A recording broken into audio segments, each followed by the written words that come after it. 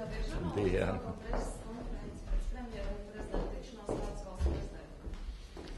Mums tas pamattemats bija tā, kā Dombrovskis kungam rīt ir vizīte Vācijā pie Merkels. Mēs apspriedām šos te jautājumus un arī saistībā ar to, ko mēs pagājušā nedēļā Polijā izrunājām. Kā jūs, Bežņikums, vērtējat, vai labas gribas manifestu parakstīs pietiekami liels skaits cilvēku un tik liels, kā jūs bijāt cerējis, un vai nevajadzētu darīt vēl kādus pasākumus sabiedrības saliedēšanai? Un otrs jautājums saistībā ar pareizticīgo Ziemassvētkiem, vai to vajadzētu pasludināt kā brīvdienu Latvijā? Par labas gribas manifestu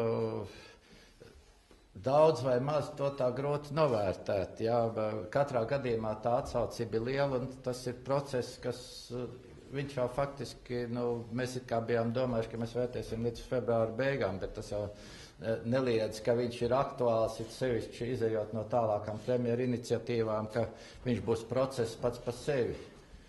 Par Ziemassvētkiem es tīri cilvēcīgi uzskatu, ka tā kā mums ir šis te tomēr vēsturisks šeit dzīvojušo tik liels cilvēku skaits, kaut vai vecticībnieki, ja, kas ir, ka viņu vajadzētu tomēr iezīmēt skaidri kā brīvdienu un iet uz priekšu, jo faktiski, ja viņi šā vai tā, ja, mēs jau varam tur aizvērt acis un izlikties, un cilvēcīgi loģiski es viņu atbalstu. Bet tas ir, protams, saimnes jautājums. Ko jūs domājat, arī pēc tam, kad beigsies šī parakstīšana labas gribas manifesta, kas notiks tālāk? Man šķiet vienalga, cilvēkiem šis te pamat jautājums ir, lai būtu tomēr darbs un droša dzīve, tas svarīgākais, un tas arī būs jādara, un es nekādu citu, teiksim, neredzu, jo referendums jau skaidri parādīja, ka tā situācija ir stabila.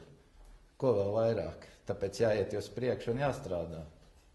TV3.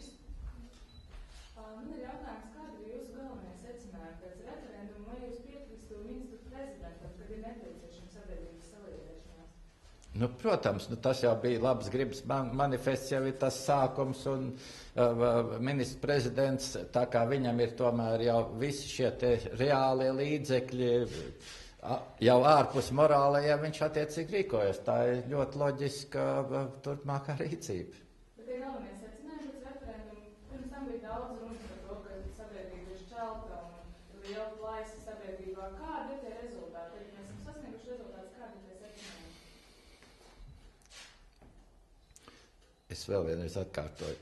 Referendums skaidri parādīja, ka situācija ir stabila, ka jautājums par otras valsts valodas ieviešanu nepastāv. Viss pārējie ir risinājumi, un nekas jau nav mainījies. Paldies.